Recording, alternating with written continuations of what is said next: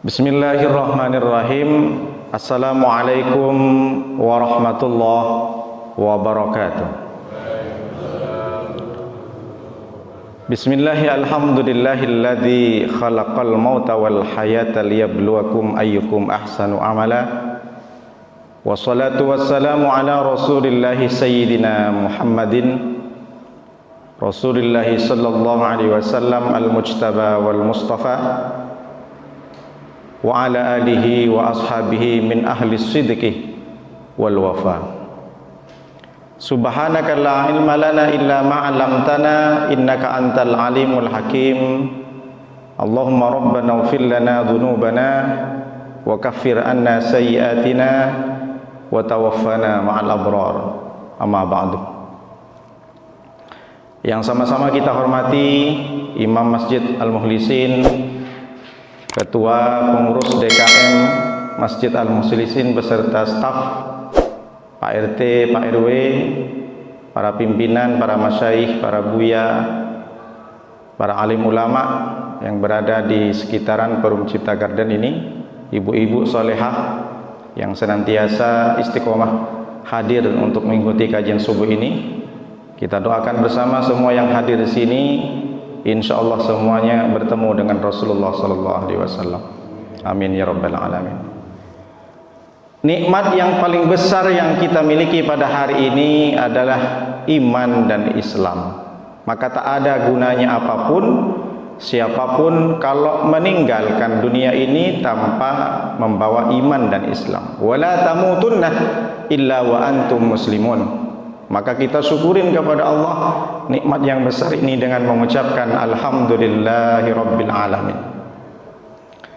Tapi kita juga tak cukup pula mampu menghadap kepada Allah bermodalkan iman dan Islam kalau tidak mendapatkan syafaat dari Nabi sallallahu alaihi wasallam.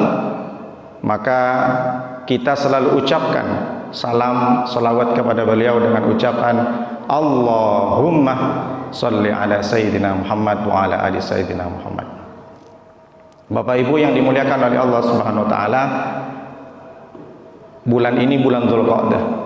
Jadi beruntung orang-orang yang masih istiqomah setia hadir ke Masjid Al-Mukhlisin berjemaah, bersedekah dan ikut kajian subuh dan kajian-kajian langit. Ibu-ibu yang masih istiqomah ikut pengajian-pengajian di luar, maka pertahankan, karena bulan Dzulqa'dah sering kita kenal di Indonesia bulan yang biasa-biasa saja, karena sudah selesai Ramadan, selesai Syawal.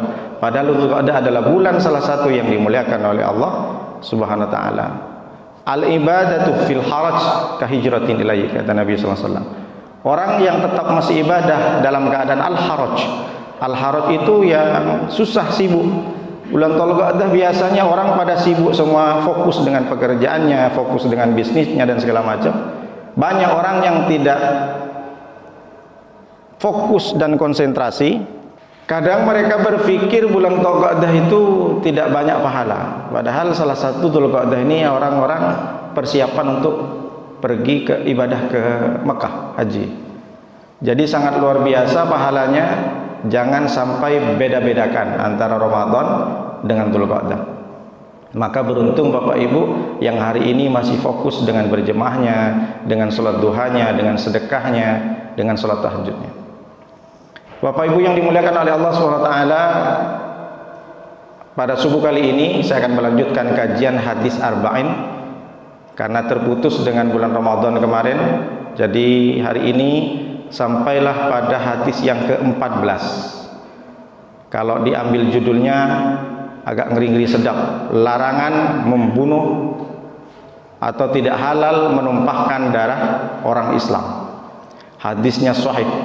Hadis ini datang dari Ibni Mas'udin radhiyallahu anhu qala Rasulullah sallallahu alaihi wasallam, la yahillu damu ri'in muslimin yashhadu an la ilaha illallah wa anni rasulullah illa bi ihda salasin as-sayyibus zani wan nafsu bin nafsih wat tariku lidinihi al mufariqu lil jamaah. Rawahu Muslimun wal Bukhari. Jadi hadis ini riwayat Imam Bukhari dan Imam Muslim, sahih. Hadis ini datang dari Abdullah ibnu Mas'ud.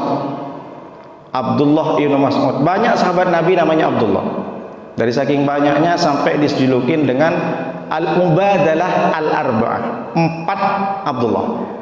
Tapi Imam Bukhari menyampaikan banyak juga hadisnya kalau datang dari Ibnu Mas'ud ini diistilahkan dengan Abdillah, an Abdillah. Tidak disebutkan bapaknya. Itu menunjukkan kalau disebut Bapak Ibu menemukan nanti hadis dimanapun an Abdillah, sahabat Nabi, itu yang dimaksud adalah Abdullah ibnu Mas'ud. Karena Abdullah ini ada 4. Ada Abdullah ibnu Abbas, sepupu Nabi, anaknya pamannya. Ada Abdullah ibnu Umar, anaknya Sayyidina Umar. Ada Abdullah ibnu Amr bin As. Ada yang keempat Abdullah ibnu Zubair. Kenapa disebut dengan 4 Abdullah? Karena 4 Abdullah ini umurnya sama. Ketika Nabi meninggal, Abdullah ibnu Abbas 15 tahun. Ketika meninggal Nabi, Abdullah ibnu Umar umur 20 tahun. Abdullah ibnu Zubair sekitar 21 tahun.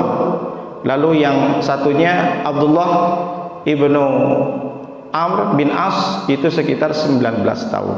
Tapi Abdullah ibnu Mas'ud itu sudah lebih tua, lebih senior. Nabi meninggal, beliau sekitar umur 30-an lebih. Ada yang mengatakan 33 sampai 35. Abdullah bin Mas'ud ini orangnya kecil, Bapak Ibu. Jadi dari saking kecilnya, kurus dia. Betisnya itu macam sisa tulang saja. Jadi ketika Abdullah bin Mas'ud naik ke pelepah pohon kurma, sahabat yang lain ketawa karena nampak betisnya itu tipis. Jadi ketawa sama sahabat, tapi tegur oleh Nabi, kamu jangan ketawain Ibnu Mas'ud, karena kakinya itu athqalu fil mizan, lebih berat nanti di akhirat timbangannya. Akhirnya sahabat itu semuanya terdiam, malu. Karena tidak ada sahabat yang dikatakan betisnya lebih berat di mizan timbangannya, pahalanya banyak. Hanya satu-satunya Ibnu Mas'ud. Abdullah ibnu Mas'ud ini dikenal dengan sahabat Nabi yang bagus suaranya, hafal Quran. Selain Ka'ab. Jadi satu ketika di majlis, di kajian gitu, di Nabi ketika ingin berdakwah bersama dengan para sahabat, disuruhlah Ibnu Mas'ud ini untuk membacakan Al-Quran. Biasa Nabi menyampaikan kajian, Nabi yang membaca Al-Quran. Ibnu Mas'ud, Iqra'ul Quran, silahkan membaca Al-Quran. Tapi Ibnu Mas'ud menolak dengan berkata, Aqra'u alaika wa alaika unzal. Bagaimana aku bisa membaca Al-Quran ini ya Rasulullah, sementara Al-Quran ini diturunkan kepadamu? Tak pantas. Jadi Ibnu Mas'ud istilahnya su'uladab kalau saya membaca Al-Quran, sementara Al-Quran ini hak prerogatif Rasulullah untuk menyampaikan. Kok tiba-tiba saya harus bacakan di depan para sahabat? Tapi karena desakan Rasulullah, karena Ibnu Mas'ud suaranya bagus, silahkan kau tetap baca. Akhirnya mau tidak mau Ibnu Mas'ud membaca. Sampai satu ketika Ibnu Mas'ud membaca di surat sampai kepada surat An-Nisa 41. Fakaifa ji'na min kulli ummatin bi syahidin wa ji'na bika ala haula'i syahida, kata Ibnu Mas'ud. Sampai kepada ayat ini, lalu Nabi sallallahu alaihi wasallam tarfa'ainin, dia menetes air matanya Nabi. Fa kaifa ji'na min kulli ummatin bi syahidin, enough Ibnu Mas'ud, don't keep reciting the Quran. Hasbuka ya Ibnu Mas'ud, stop, jangan kau lanjutkan lagi, aku tak mampu mendengarnya. Apa kira-kira ayat ini? Kenapa Nabi menangis? Rupanya arti daripada ayat surat An-Nisa 41 itu dikatakan bagaimana nanti digambarkan oleh Allah nanti di akhirat, semua umat itu akan didatangkan syahid, penanggung jawabnya. Bani Israel akan didatangkan Nabi Musa untuk mempertanggungjawabkan sejauh mana kaum Musa berdakwah kepada Bani Israel. Nampaknya kau berdakwah tidak semuanya bisa ikut dengan risalah yang aku sampaikan kepada Musa. Masih banyak yang bertolak, masih banyak yang menentang dengan agama Allah.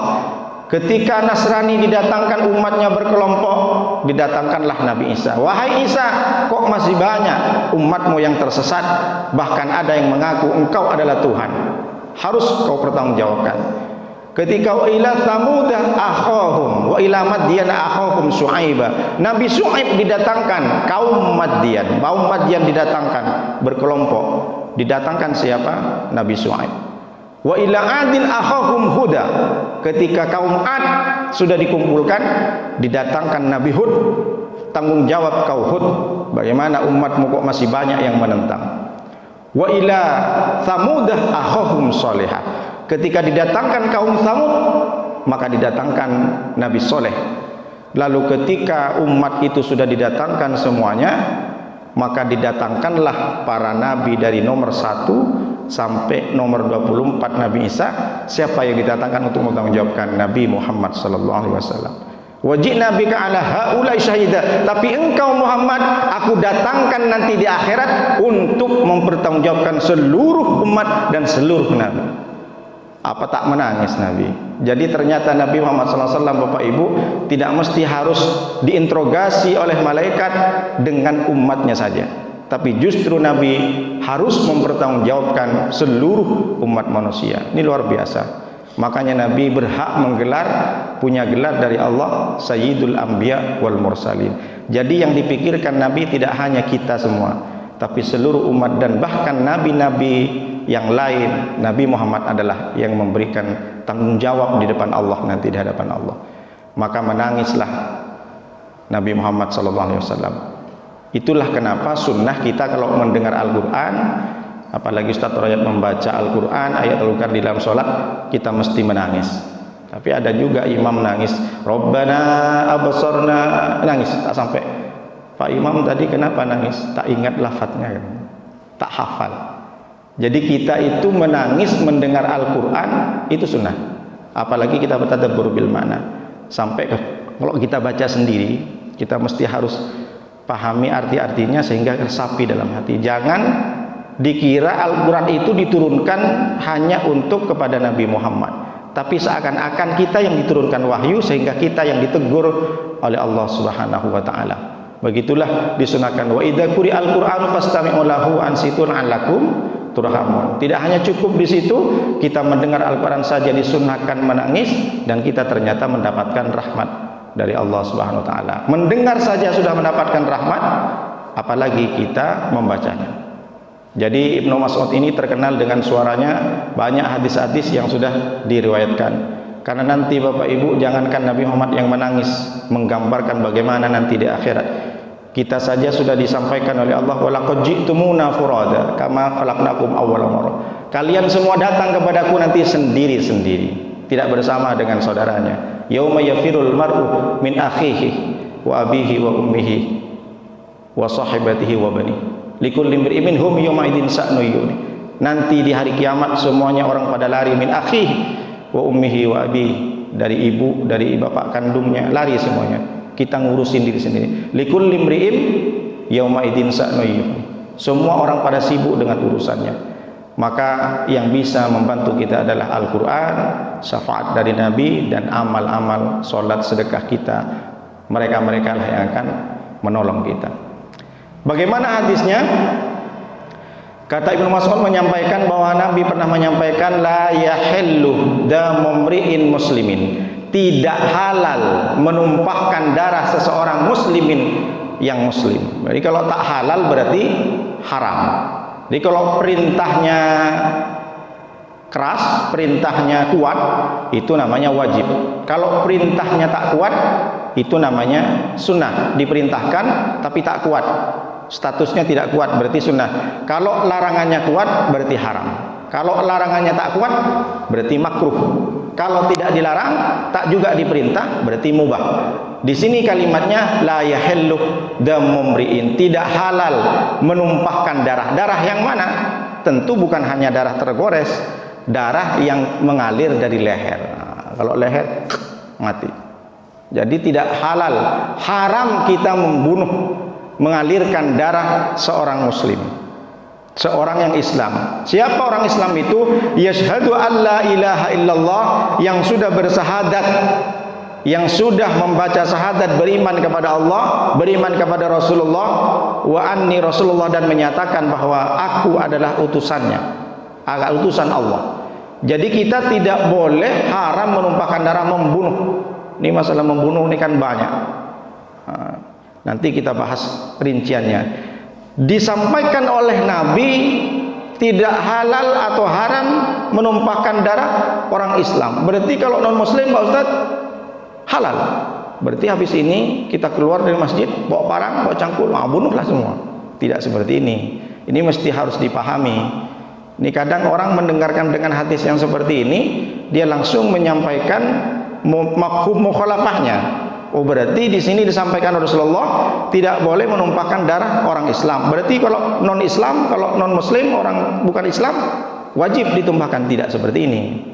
Jadi makanya saya harus bahas dulu tentang non Muslimnya dulu, karena Allah sudah jelas menyampaikan dalam Al-Mumtahanah. Di surat Al-Mumtahanah Allah menyampaikan, la yanhakumullahu 'anil ladina lam yuqatilukum fid dini wa lam yukhrijukum min diyarikum an tabarruhum wa tuqsitu ilaihim wallahu yuhibbul muqsitin. Tidak ada Allah melarang kepada kalian anil ladina lam yuqatilukum, kepada orang-orang selain Islam, untuk asalkan orang yang non muslim ini lam yuqatilukum fid dini, dia tidak memerangimu, dia tidak pernah berperang tentang masalah agama, walam yukhrijukum min diyarikum, dia juga tidak mengusir dari kampungmu, antabarruhum, Allah tidak melarang apa? Untuk berbuat baik kepada non muslim, kepada orang yang tidak beriman kepada Allah dan tidak mengakui Nabi Muhammad. Artinya kita juga diperintah berbuat baik kepada mereka. Coba Bapak Ibu bisa ditengok di sini. Ada orang non muslim banyak. Di sini ada kokoh. Sering saya beli alat-alat bangunan. Mungkin di sini juga ada non muslim. Nah, kalau tidak dipahami dengan baik, ini salah kaprah, semua non muslim dibenci. Ini justru Allah memerintahkan jangan sampai kau tidak berbuat baik. Jadi apa yang diperintahkan oleh Allah tidak melarang Allah, antabarruhum, berbuat baik kepada mereka, wa tuqsitu, dan berbuat adil. Adil itu apa maksudnya? Mana tahu, biasa kalau di Batam ini kebanyakan RT RW itu Islam dan warganya banyak non muslim. Jangan sampai dipilah-pilah.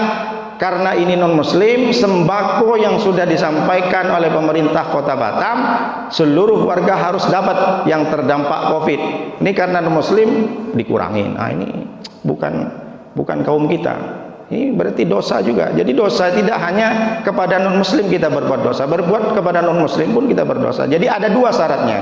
Kalau kita ingin berbuat baik kepada non muslim ada dua. Yang pertama adalah kalau mereka itu tidak pernah melarang kita untuk contoh beribadah. Ada umpama muslim melarang kita beribadah, tidak mengusik dia, tidak mengusik tentang masalah agama. Nabi contohnya dulu ketika di Madinah, beliau bertetangga dengan Yahudi Bani Nadir, Yahudi Bani Khaybar, Yahudi Bani Quraidah, Yahudi Bani Qainuqa. Biasa Nabi bertetangga dengan Yahudi, sama-sama juga berjuang mempertahankan negara kesatuan Madinah Al-Munawwarah, kalau disingkat NKMA.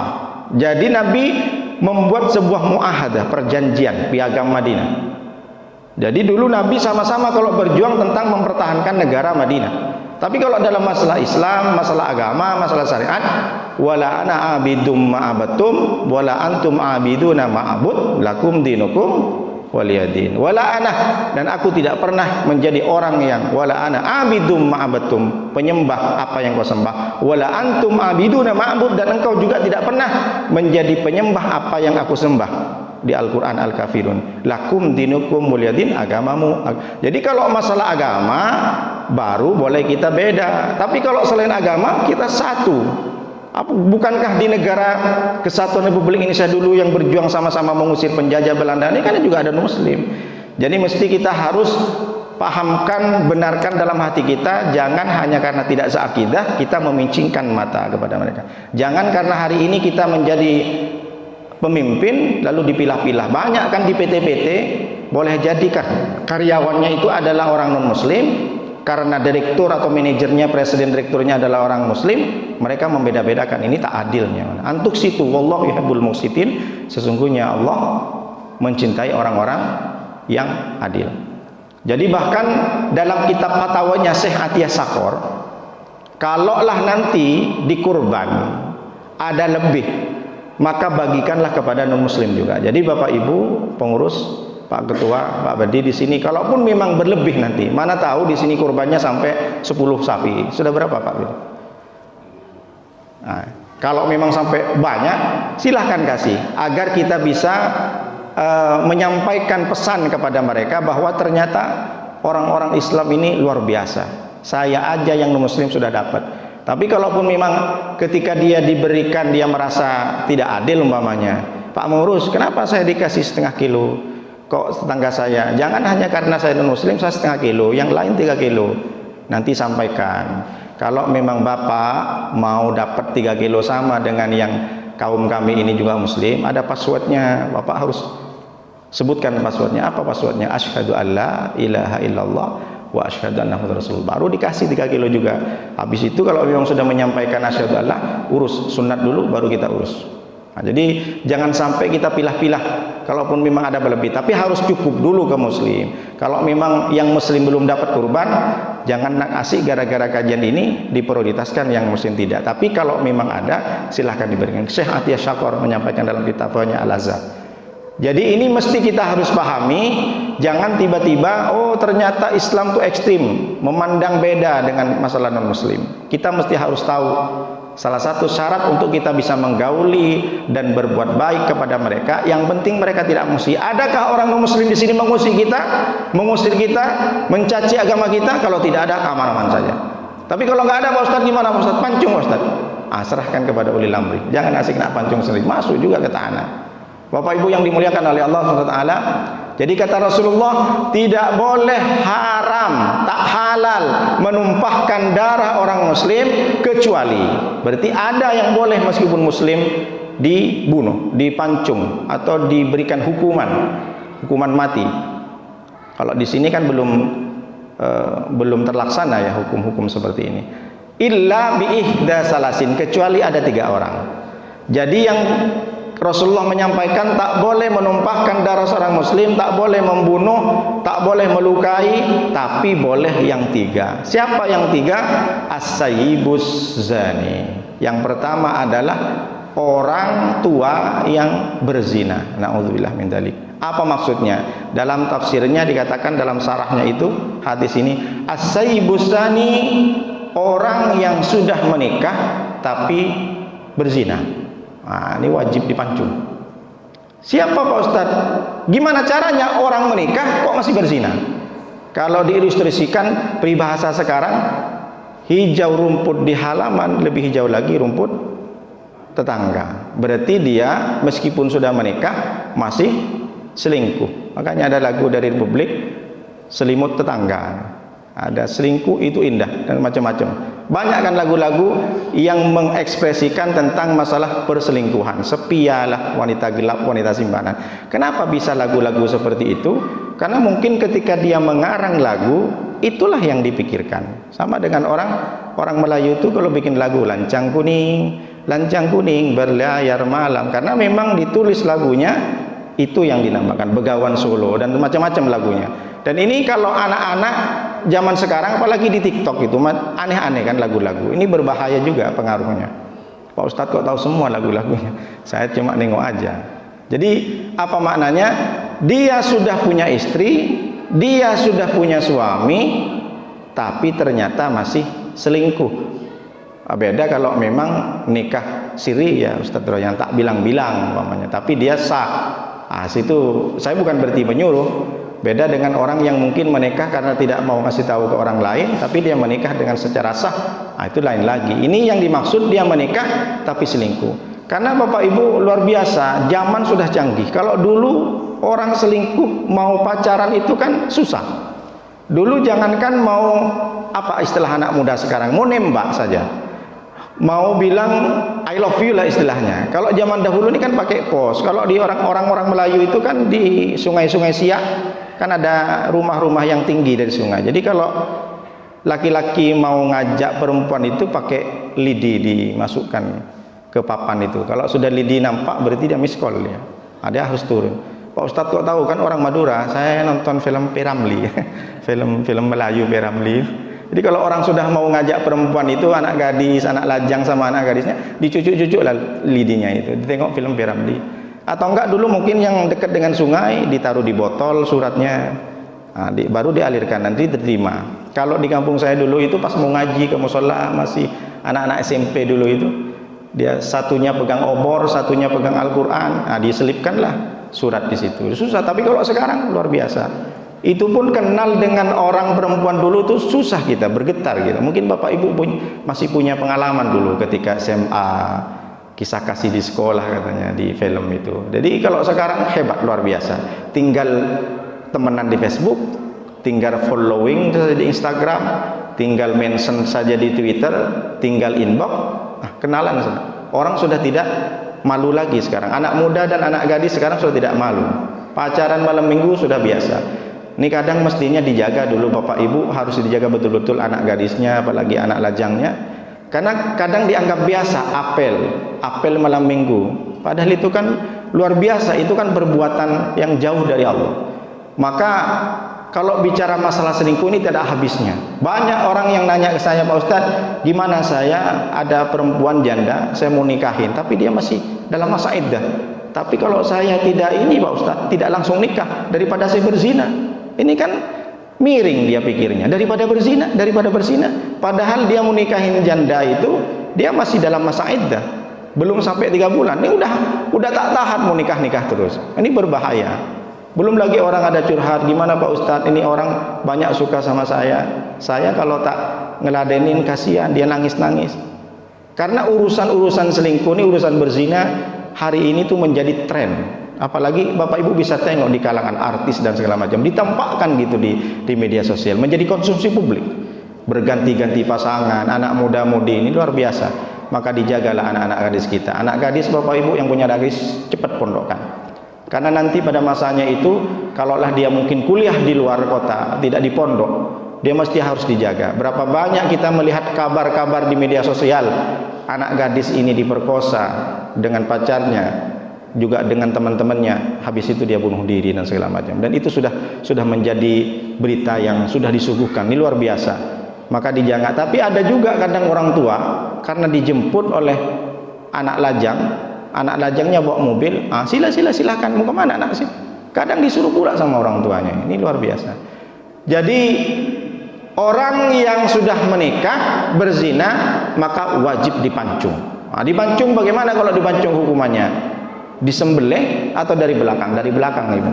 Yang benar kalau hukuman, Bapak Ibu kalau pernah nengok di YouTube hukuman pancung itu di Mekah kan dari belakang. Karena kalau dari belakang nggak sakit. Kalau dari sini kan hewan. Jadi hukumannya dari belakang. Jadi kalau yang sudah menikah dipancung, berarti kalau tak menikah Pak Ustadz aman, berarti tak dipancung. Tidak seperti itu. Ini kalau ada mendengarkan kajian hadis seperti ini ketawa pula, senang pula yang belum menikah istilahnya. Orang berzina yang sudah menikah dipancung. Berarti kalau yang tidak menikah artinya masih gadis dan lajang bagaimana? Ini lebih parah. Di surat An-Nur ayat 22 Allah menyampaikan az-zaniyatu waz-zani fajlidu kulla wahidin minhuma mi'ata jaldah. Orang perempuan yang berzina yang belum menikah, laki-laki juga berzina, fajlidu kulla wahidin minhuma mi'ata jaldah, maka jilid dicambuk sebanyak 100 kali. Wala ta'khudukum bihima ra'fatum, jangan pernah berbuat atau jangan pernah merasakan kasihan kepada mereka. Jangan pernah kasihan. Kalau ada orang berzina belum menikah, masih gadis dan lajang, maka dicambuk sampai 100 kali. Bapak Ibu, dulu saya waktu kuliah pernah nengok video cambukan di Singapura. Jadi 1 kali cambuk dengan rotan itu melepuh daging pantat. Kan telungkup kayak orang ruku. Jadi dibuka pantatnya, ada laki-laki entah apa hukumannya. Saya pernah, jadi zaman masih HP Bluetooth, belum ada WhatsApp. Saya dikirim waktu saya kuliah dulu. Dicambuk 1 kali langsung terkelupas daging itu. Jadi gimana agaknya kalau 100? Makanya kalau dicambuk 170 cambukan dia sudah meninggal, jangan lanjutin.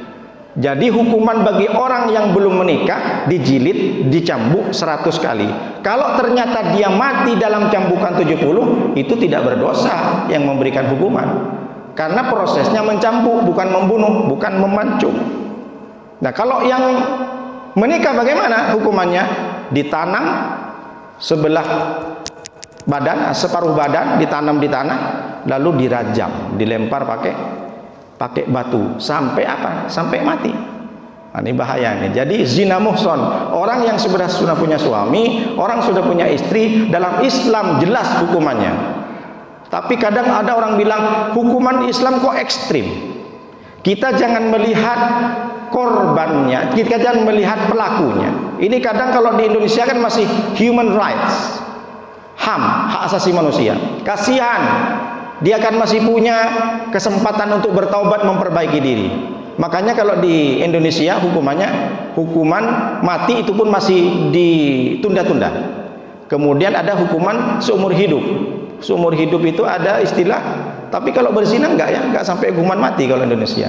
Ini kita berbicara masalah Islam. Jadi kalau ada orang mengatakan Islam ekstrim, kita jangan melihat pelakunya, tapi lihatlah korbannya. Bagaimana kalau korban yang diperkosa itu anak kandung kita perempuan? Bagaimana kalau yang diperkosa itu adalah istri kita? Apakah sakit kita? Kalau perlu kita sendiri yang bunuh. Bagaimana kalau itu termasuk ibu kita sendiri yang dizinah gitu, yang diperkosa oleh orang? Jadi dalam Islam tuh jangan nengok bagaimana si pelaku, tapi bagaimana korban. Nasib korban itu bagaimana? Maka ini bukan hanya sekedar hadis saja. Di zaman Nabi ada perempuan dari Bani Gadimiyah. Jadi satu ketika perempuan ini sudah melanggar, sudah berzina, bahkan sampai hamil. Lalu datang ke Nabi, "Ya Rasulullah, saya sudah berbuat zina," kata perempuan ini. "Kamu sudah punya suami. Hari ini saya hamil ya Rasulullah. Saya berzina dengan orang lain. Jadi hukum saya Rasulullah sebagaimana hukum Islam." Ini luar biasa kan? Langsung mengaku karena dia berzina, apalagi sudah hamil. Kalau Indonesia nggak ada seperti itu, bunuh saya. Masih mikir, bisa tobat katanya, ada istighfar katanya. Jadi datang kepada Rasulullah, apa kata Rasulullah? "Sekarang hamil. Berapa bulan?" "Sekitar 3 bulan, 4 bulan. Maka hari ini kamu pulang dulu kampungmu, rawat baik-baik bayi di kandungmu itu sampai dia lahir." Akhirnya pulang dia ke kampung sampai lahir. Setelah lahir baru berapa bulan datang lagi, "Rasulullah, saya sudah melahirkan anak saya. Silahkan kau hukum saya." Akhirnya Rasulullah bilang, "Kau tengok dulu bayimu sehat apa enggak, susuin sampai 2 tahun. Disusuin, rawat dengan baik, didik dengan baik sampai dia besar. Ketika sudah selesai 2 tahun, balik lagi." Akhirnya dirawat anaknya, disusuin sampai 2 tahun. Datang lagi perempuan itu, "Ya Rasulullah, silahkan hukum saya, silahkan berikan hukuman ke saya, karena saya sudah membesarkan anak saya sudah umur 2 tahun. Akhirnya Rasulullah perintahkan sahabat, silahkan perempuan ini ditanam separuh badan lalu dilempar sampai mati. Jadi bukan hanya sekedar ayat, bukan hanya sekedar hadis. Di zaman Rasulullah ada perempuan yang mengakui dosa zinanya dan jelas di depan para sahabat dihukum dirajam sampai mati. Bukan karena masalah wala ta'khudukum bima'rafatun, jangan pernah belas kasihan. Dihukum dia sampai mati. Kenapa di zaman Rasulullah ada perempuan berani? Ini namanya hukum huduh. Kenapa mesti dia harus mengakui?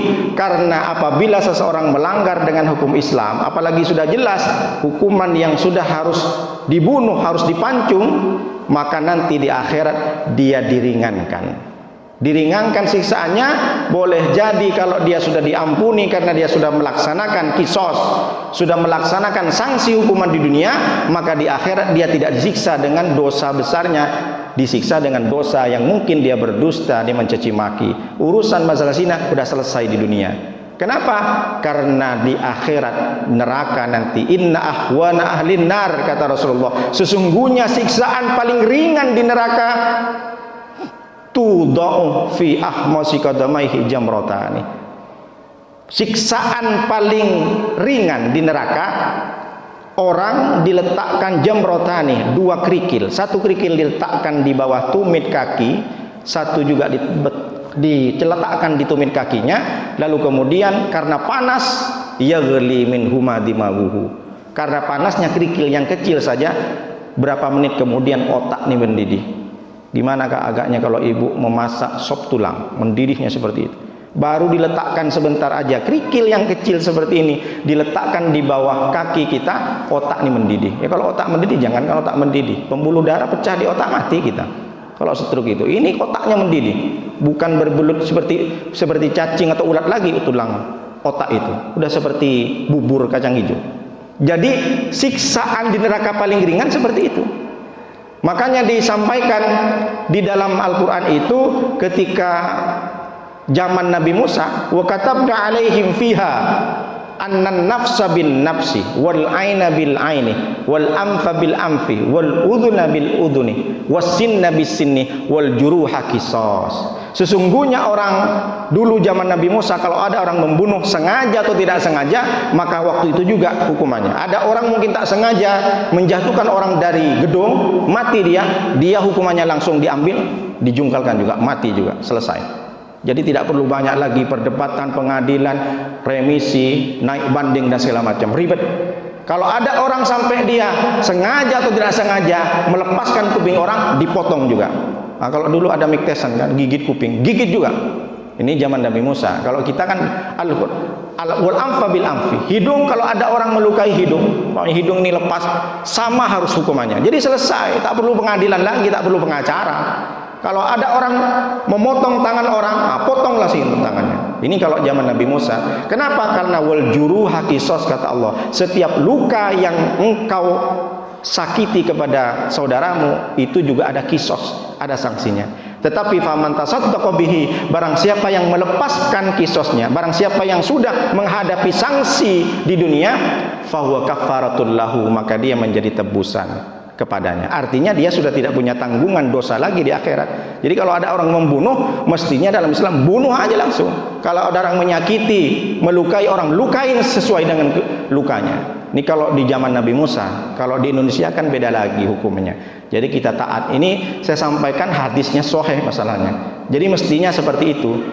Wa man lam yakum bima anzalallahu faulaika humuz zalimun. Tapi kalau ada orang yang tidak menjalankan hukum dengan Allah, maka sesungguhnya dia termasuk zalimun, orang-orang yang zalim. Di akhirat nanti terkatung-katung. Jadi kalau ada orang berzina lalu dia tidak menjalani hukuman zinanya, mestinya dia akan mempertanggungjawabkan di akhirat. Nah, di Indonesia ini kan banyak zina, hukumannya cuma berapa tahun, pencabulan berapa tahun. Ini luar biasa. Mestinya kan harus dibunuh kalau yang sudah menikah. Yang tak menikah dicambuk 100 kali. Ini yang pertama. Jadi yang pertama yang boleh ditumpahkan darahnya adalah orang yang berzina. Lalu yang kedua, wan nafsu bin nafsi. Yang boleh ditumpahkan darahnya orang yang membunuh orang lain.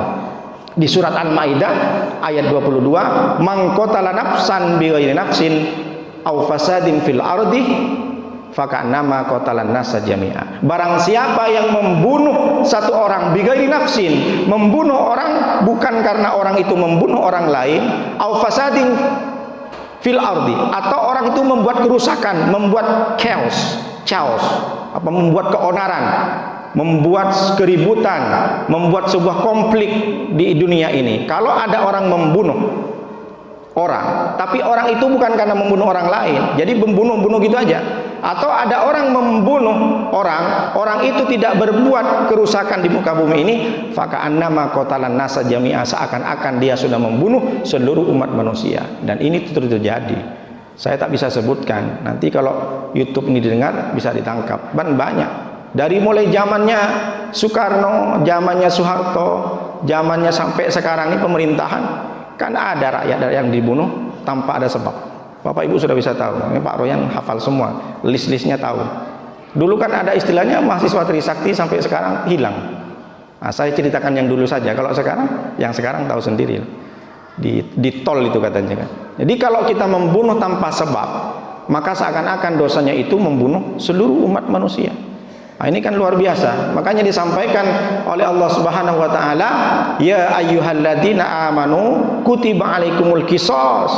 Wahai orang-orang yang beriman, diwajibkan atas kalian untuk melaksanakan kisos, sanksi, hukuman fil qatla, dalam masalah pembunuhan. Al hurru bil hurri wal abdu bil abdi wal unsa bil unsa. Kalau dia membunuh dengan budak, mesti dia harus dibunuh secara sama dengan ketika dia melakukan kejahatan.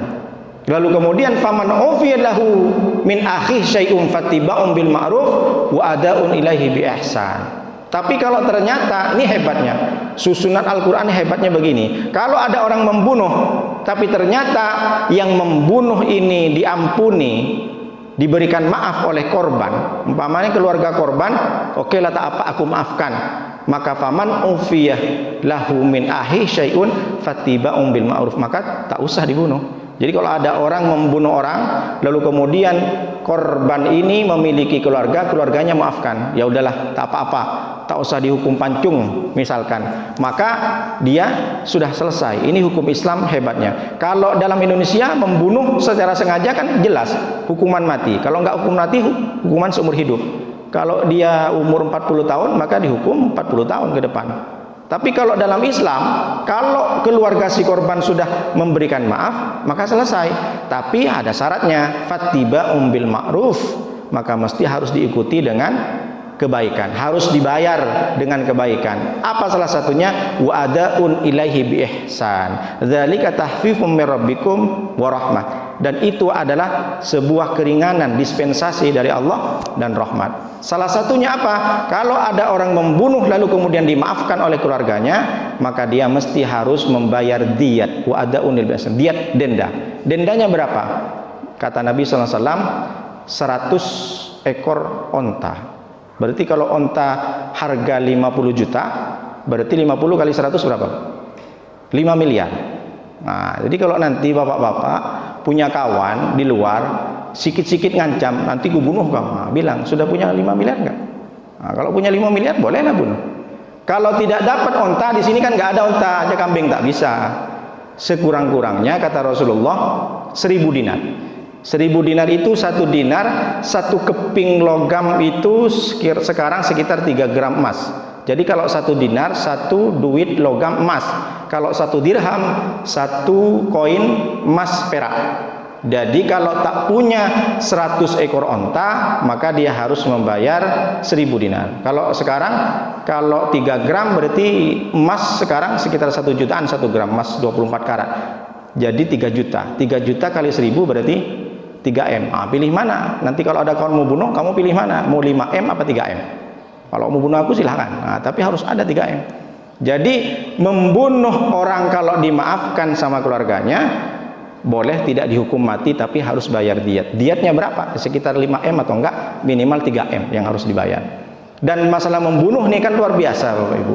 Bapak Ibu sudah tahu, ada yang membunuh kalau di Madura, banyak orang saling bunuh nih carok kan pakai celurit. Nah, Bapak Ibu kalau mau tahu, ketik di YouTube itu carok Madura. Nah, mereka beradu gentleman, bukan karena main dari belakang. Jadi sudah janji, hari ini kita ketemu di mana? Di lapangan. Jadi gimana? Celurit 2 apa 1? 1 aja. Jadi memang janjian, siapa yang kalah mati. Nah, itu udah biasa di Madura. Jadi yang menang kadang tak mati tapi tangan sudah putus, kuping sudah putus. Nah, ini budaya. Makanya kalau di Madura tuh agak ngeri-ngeri sedap. Kemana-mana kalau orang yang agak pedalaman kemana-mana, ini celurit, ini gulo. Jadi udah biasa terjadi di Madura. Apalagi istrinya dibawa orang lain.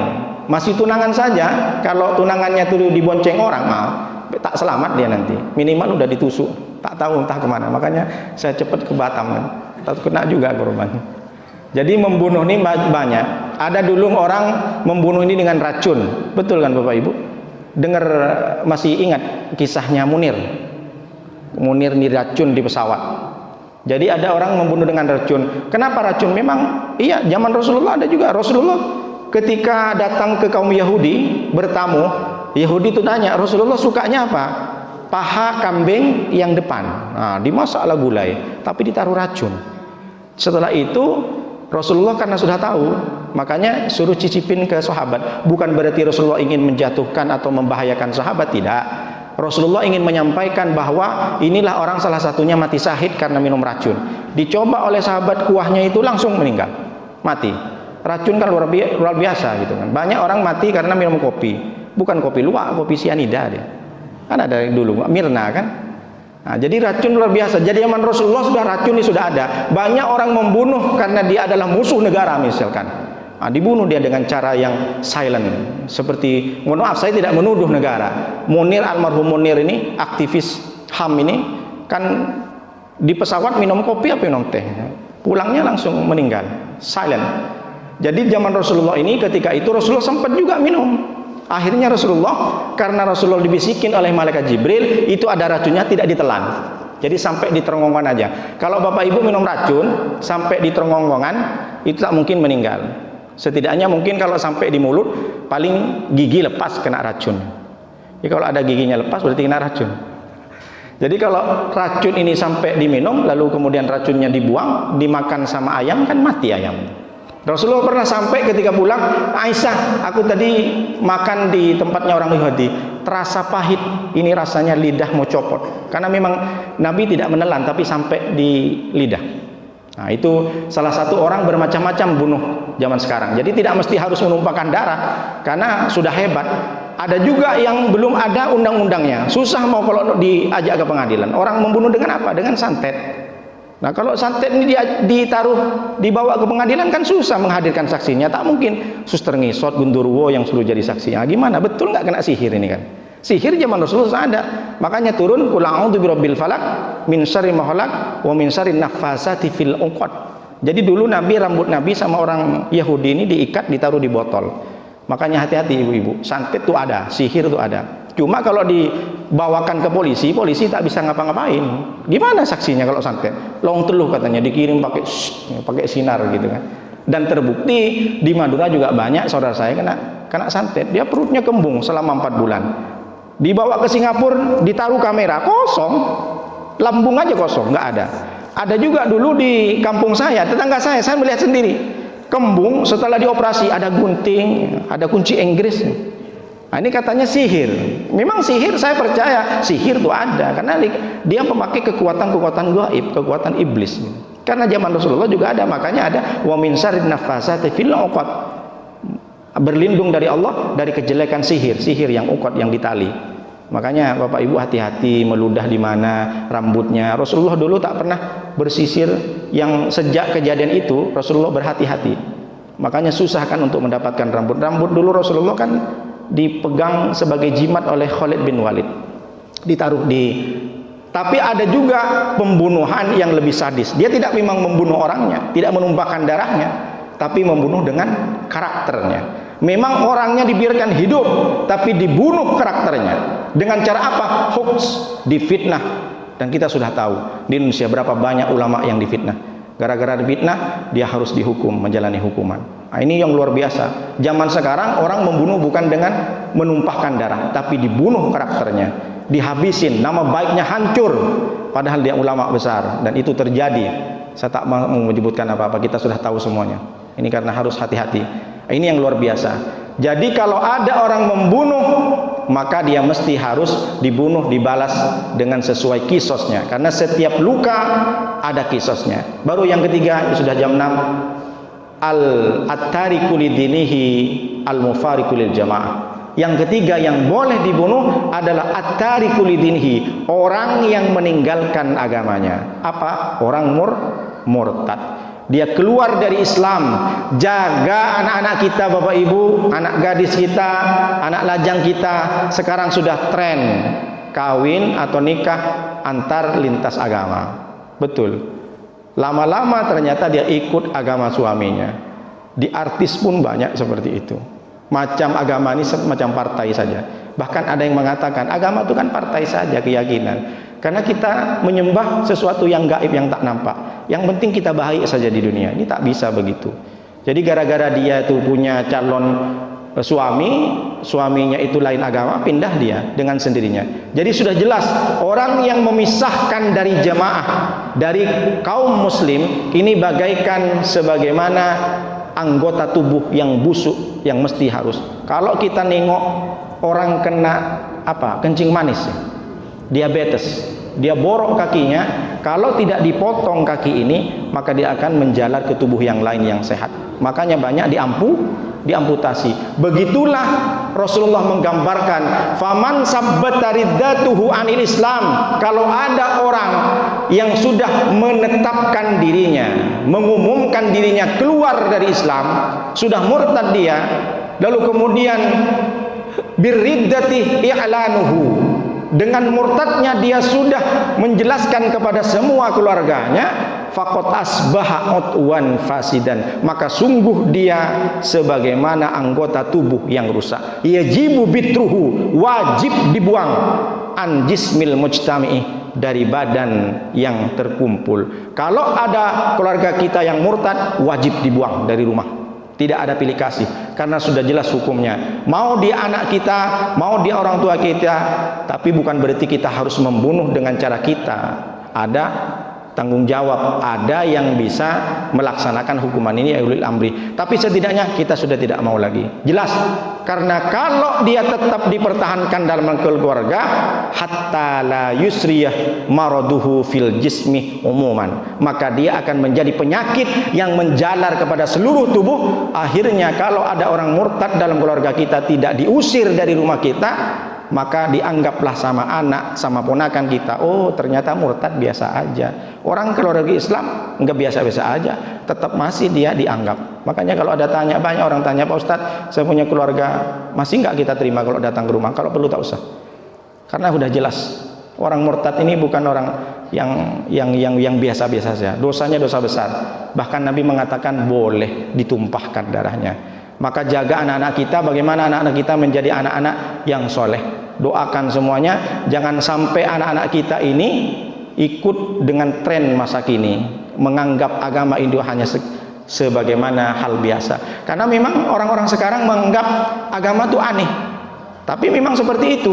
Orang yang melaksanakan sunnah, orang yang sudah mengajak orang mengaji, dianggap sok-sokan alim. Ada orang yang mungkin ibu-ibu jilbabnya dulu kecil, sekarang sudah besar, diejek kadang, jilbabnya sudah macam Batman katanya, udah lebih besar. Dulu biasa, ngapain kajian subuh gitu-gitu aja kok ustadznya, nggak ada hasilnya.